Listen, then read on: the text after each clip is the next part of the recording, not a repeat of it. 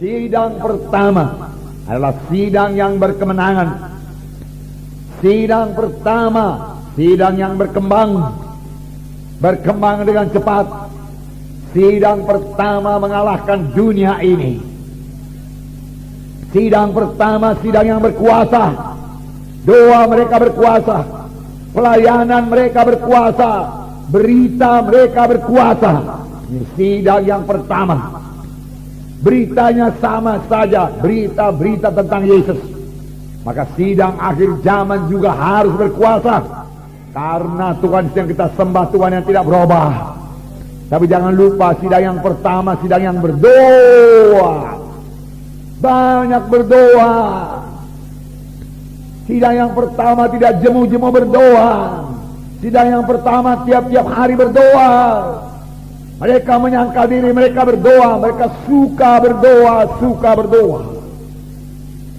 Dan Tuhan menghendaki sidang pada akhir zaman lebih daripada sidang pertama. Bukan hanya sama seperti sidang pertama. Kalau sama seperti sidang pertama juga sudah cukup hebat, sudah cukup luar biasa. Tapi firman Tuhan Hagai pasal 2 berkata, kemuliaan rumah yang kemudian lebih besar daripada kemuliaan rumah yang semula. Kemuliaan rumah Tuhan yang kemudian, yaitu gereja Tuhan yang kemudian, gereja akhir zaman, lebih mulia daripada gereja yang mula-mula. Karena gereja akhir zaman ialah gereja yang akan diangkat oleh Tuhan. Cintalah yang akan diangkat oleh Tuhan pada akhir zaman ini. Amin, saudara. Tuhan Yesus akan datang segera. Dia bisa datang tiap-tiap saat. Jangan kompromi lagi. Tinggalkan semua dosa. Tuhan yang mengangkat sidang yang suci, supaya kita ikut terangkat waktu Yesus datang kedua kali. Pada waktu murid-murid bertanya, Tuhan, kapankah kedatanganmu yang kedua kali? Tuhan Yesus berkata, pada waktu kamu lihat pohon ara bertunas, kamu tahu musim panas sudah hampir. Ini sudah akhir zaman. Biarlah kita hidup benar di hadapan Tuhan. Amin, saudara. Betul-betul melaksanakan kehendak Tuhan. Kalau berdoa dengan sungguh-sungguh, sama sebagaimana firman Tuhan minggu yang lalu.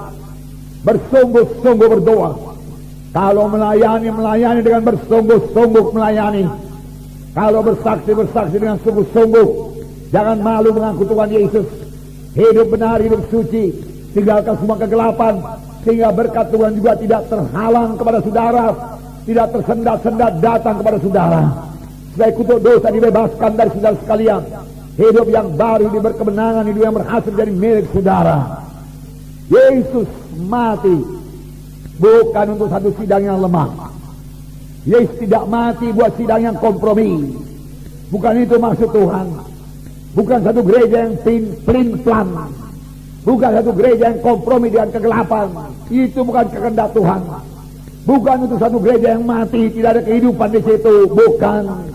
Bukan satu gereja yang lemah, yang tidak menjadi terang. Bukan. Yesus mati untuk satu sidang yang hidup, sidang yang berani, untuk anggota tubuh Kristus yang menjadi terang, menjadi saksi. Amin.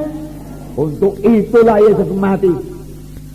Membangun tubuh Kristus, membangun bangsa pilihan Tuhan, imam-imam yang berkerajaan. Firman Tuhan berkata, supaya kamu memberitakan kemuliaan Tuhan sampai ia datang. Haleluya, saudara. Itulah dia maksud Tuhan. Satu sidang yang suci, satu sidang yang kuat, satu sidang yang tidak kompromi, satu sidang yang tidak lemah, satu sidang yang bersaksi, yang tidak malu mengakui Yesus sebagai Tuhan dan Juru Selamatnya. Ini kehendak Tuhan. Dan ini, saudaraku, sudah bertambah-tambah jadi di dalam sidang ini. Amin. Amin. Haleluya, haleluya.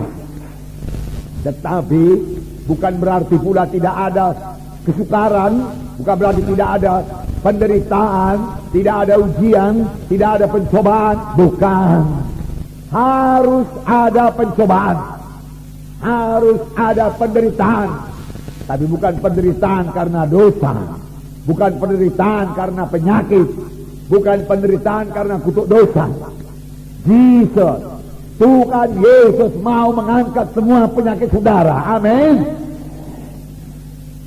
Tuhan Yesus mau mengangkat semua kutuk dosa, bahkan sudah mengangkat semua kutuk dosa. Amin. Sudah, mari bebas. Percaya firman Tuhan ini, bebas dari kutuk dosa. Supaya anak cucu saudara juga bebas daripada kutuk dosa. Itu yang menghambat kita maju. Kutuk dosa yang menghambat kita untuk keberkatan. Karena kutuk dosa dari dosa. Kalau dari dosa dari setan, setan tidak suka anak Tuhan keberkatan. Mari maju dalam Tuhan. Jadi ada ujian, ada pencobaan, tapi dalam pencobaan itu kita berserah, bersandar kepada Tuhan. Amin. Ini kehendak Tuhan, saudaraku. Kalau tidak ada aniaya, kalau tidak ada pencobaan, kalau tidak ada ujian, maka kekristenan kita akan terus bayi rohani, anak-anak terus. Bagaimana supaya dewasa? Ada ujian, ada aniaya, tapi kita tetap dalam Roh Kudus, tetap percaya pada kuasa Tuhan, tetap dalam Roh. Amin, saudara. Ya, itu membuat kita dewasa. Kerap kali datang aniaya membuat kita bertambah-tambah berdoa. Dan kalau kita bertambah-tambah bersungguh-sungguh berdoa, kita tahu Tuhan pasti memberkati orang yang berdoa. Amin. Ya, luar biasa Tuhan kita itu.